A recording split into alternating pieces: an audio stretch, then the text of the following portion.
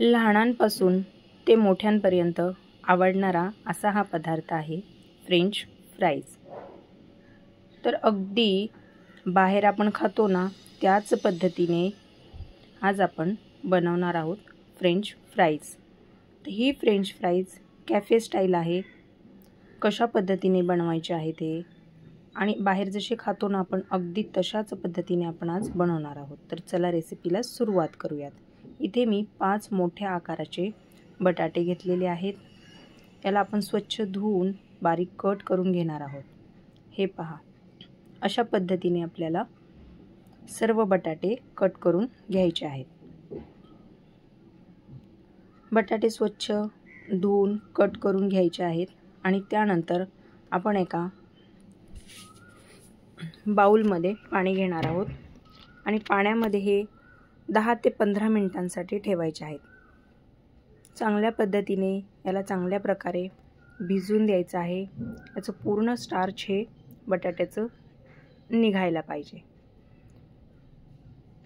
बटाटे चांगले असे बारीक कट करून घ्यायचे आहेत। तुम्ही आकार पाहू शकतात किती मस्त असा आपल्या बटाट्याला फ्रेंच फ्राईजला आकार आलेला आहे। अशाच पद्धतीने आपण कट करून घ्यायचे आहेत।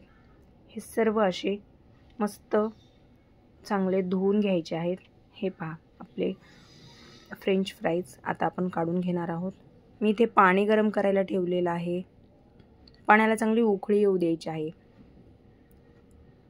आणि याच्यामध्ये थोड्या थोड्या प्रमाणामध्ये हे फ्रेंच फ्राईज आपण कट केलेले आहेत ते टाकायचे आहेत।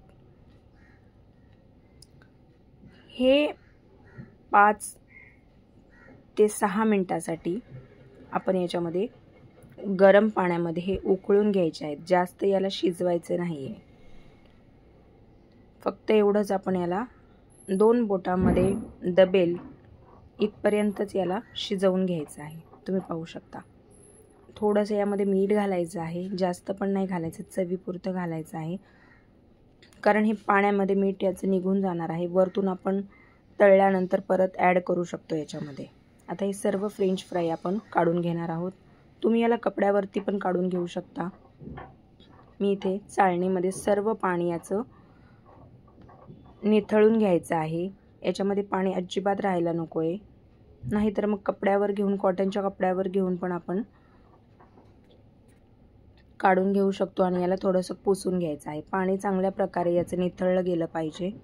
मी इथे सर्व फ्रेंच फ्राईज काढून घेत आहे। हे पहा, मी चाळणी ठेवलेली आहे। चाळणीमध्ये पण ठेवलं तरी चालतं। पूर्ण याची वाफ निघून द्यायची आहे, पाणी निथळून द्यायचं आहे आणि चांगल्या ओल्या कपड्याने किंवा मग सुक्या कपड्याने याला आपण पुसून घेणार आहोत। याची वाफ गेली की यामध्ये कॉर्नफ्लॉवर घालायचं आहे। तोपर्यंत मी इथे कढई गरम करायला ठेवलेली आहे। तेल तापते आहे तोपर्यंत आपण याच्यामध्ये मी अर्धी वाटी कॉर्नफ्लॉवर घेतलेला आहे। हे पहा, सगळीकडे मिक्स करून घ्यायचं आहे। सगळ्या बटाट्याला चांगलं याला हलवून घ्यायचं आहे। चांगल्या पद्धतीने याला मिक्स करून घ्यायचं आहे। बटाटे आपले थंड झाले की आपण याला तळायला घेणार आहोत। फ्राईजला पूर्ण प्रकारे लागलं गेलं पाहिजे। हे पहा, अशा पद्धतीने आपल्याला सगळ्या फ्राईजला हे पीठ कॉर्नफ्लॉवर लागलं पाहिजे।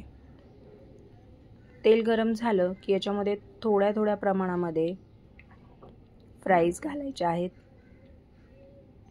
जास्त पण नाही घालायच्या, नाहीतर मग ते काय होतं, एकावरती एक असं चिटकून बसतात, मोकळ्या होत नाहीत।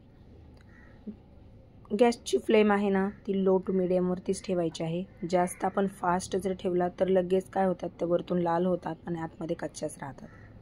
त्यासाठी आपण लो टू मीडियमवरती तळायचे आहेत, जेणेकरून आतपर्यंत पण छान अशा तळल्या जातील आणि आपण कॅफेमध्ये खातो ना अगदी त्याच पद्धतीने क्रिस्पी लागतात।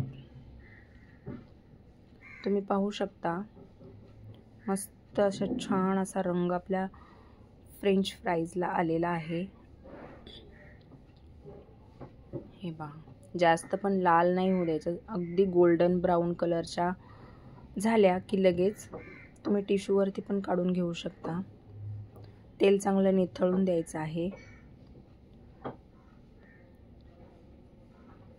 एकदा बाहेर काढायच्या आणि परत आत घालायच्या.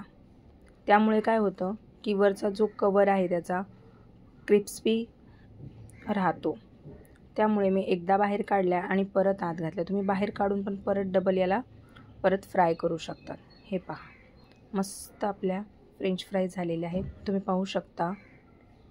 आता मी हे सर्व काढून घेत आहे.